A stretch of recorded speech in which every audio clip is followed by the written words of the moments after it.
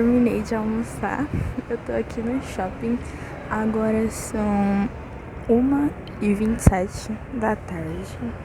Daqui a pouco eu vou ir pro cursinho, às 2 horas.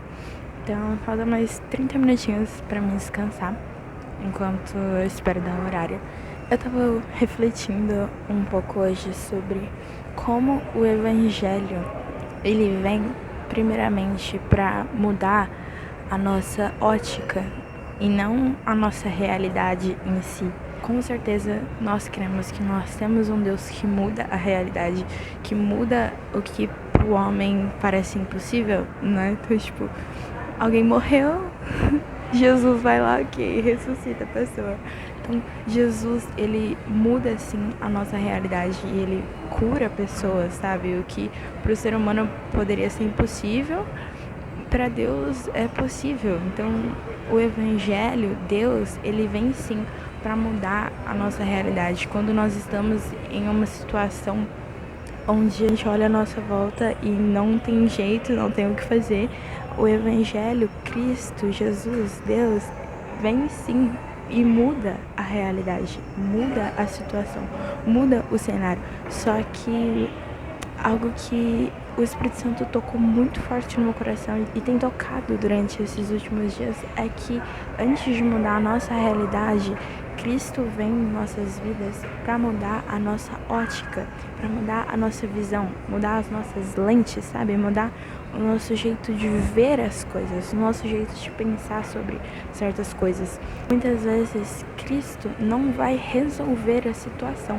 Muitas vezes Cristo não vai mudar a realidade, sabe? Alguém pode estar passando por uma situação de doença e a gente sabe que Deus tem o poder para curar aquela doença.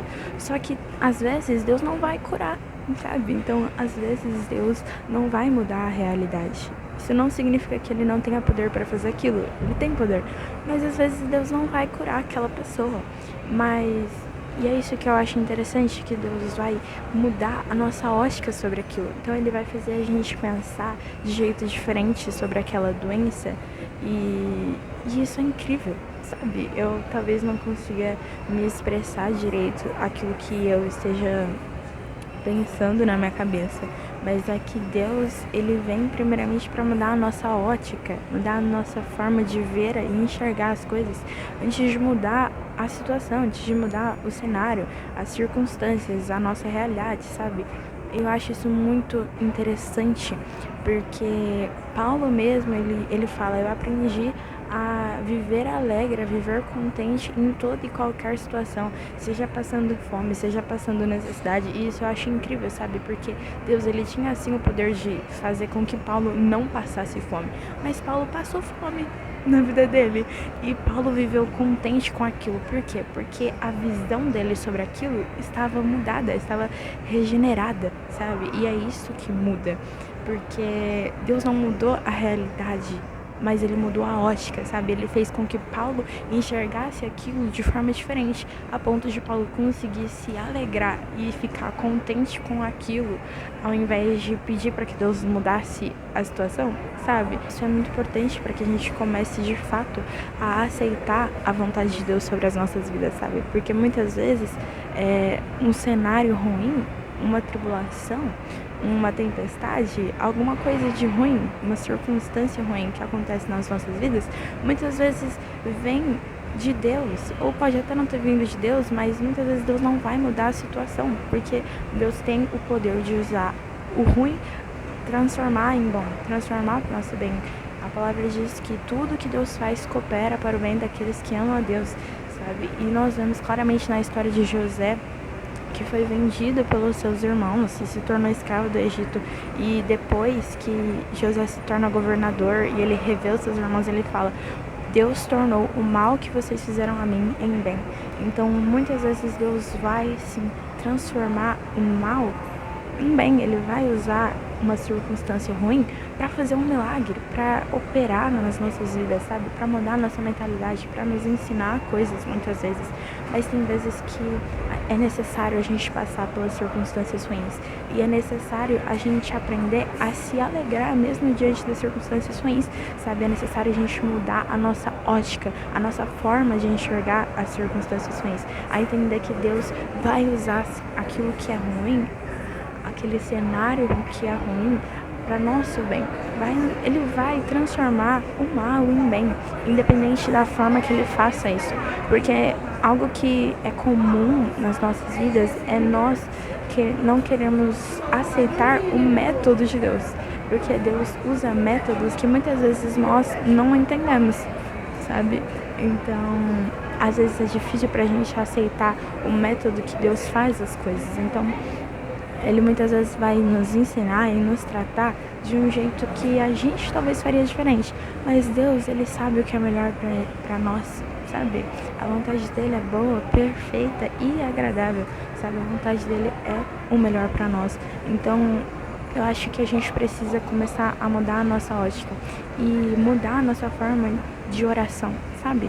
A gente ora muito para que Deus mude o cenário ruim, mas ao invés de você orar para que Deus mude a situação, comece a orar para que Deus se revele dentro daquela situação ruim, sabe? Ao invés de pedir para Deus cura essa doença, pede para Deus, Deus, me revela a sua presença nessa doença, me revela aquilo que o Senhor está querendo tratar e trabalhar em mim através dessa doença, sabe, que a gente venha mudar a nossa ótica e aprender a, como Paulo, estar alegre, se contentar, estar contente em toda e qualquer situação, porque o cenário pode até estar ruim, mas a nossa lente, a nossa ótica, a nossa visão para aquilo é diferente, é mudada. Então, o evangelho é isso. O evangelho, ele vem para mudar a nossa visão.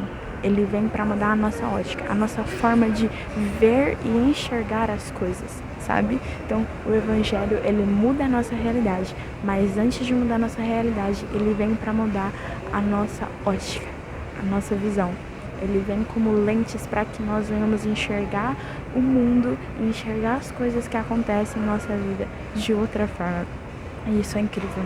Só mostra o quanto o nosso Deus é, assim, extremamente inimaginável, inexplicável.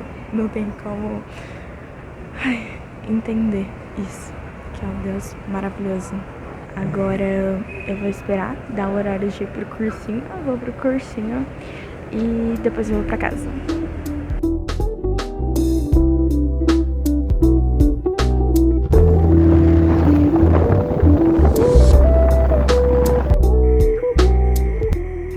Oi, gente, acabei de chegar em casa e vou jantar agora.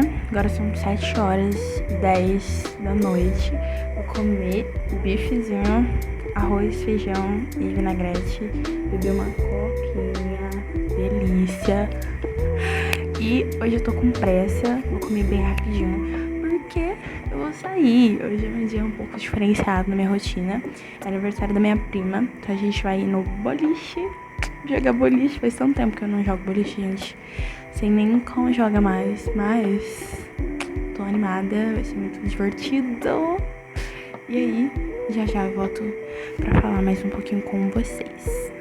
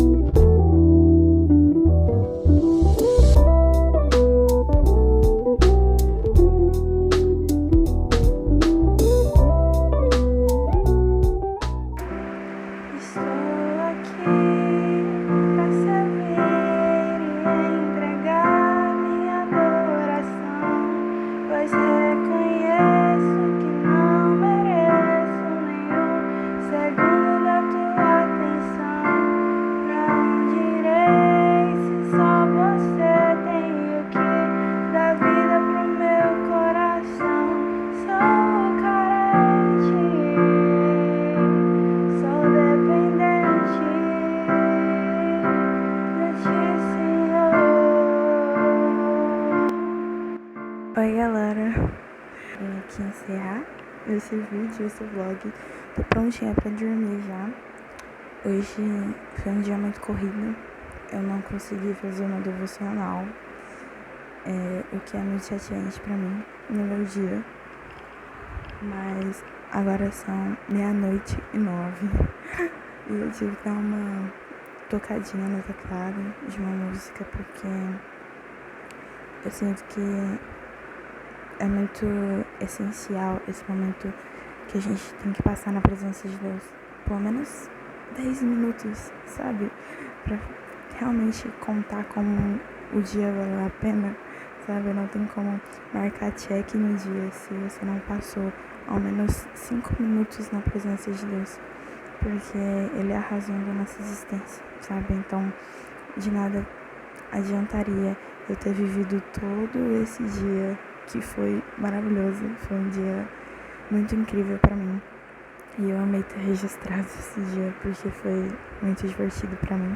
Mas de nada teria adiantado, de nada teria valido se a presença de Deus não tivesse estado comigo durante todo esse dia. E é muito importante, mesmo que eu sei que durante todo o meu dia Ele esteve comigo, eu acho que é essencial nós dedicarmos um tempo especificamente para Ele, sabe? Um momento onde nada mais nos distrai, onde Ele é a única coisa que importa, sabe? Então, é isso. Espero que vocês tenham gostado desse vídeo, assim como eu gostei, porque foi um dia muito importante pra mim.